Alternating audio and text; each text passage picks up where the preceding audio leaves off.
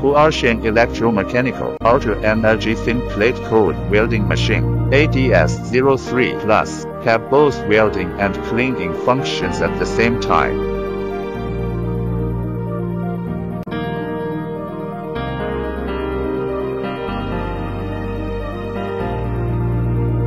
Panel introduction. Power on the machine. You can see the current adjustment knob and 4 parameter adjustment buttons. The machine has 3 welding modes. In continuous mode, press the torch switch to continue arcing. Press it again to stop arcing. Press the mode button to switch the welding mode. Only current can be adjusted in pull welding mode. Press the torch switch to continue arcing. Release it to stop. The interval time cannot be adjusted in the spot welding mode. The maximum cleaning current in cleaning mode is 50 ampere. In welding mode, the maximum current is 200 ampere. Access ground clamp.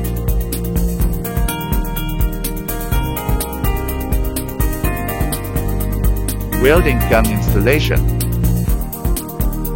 Connect to torch controller.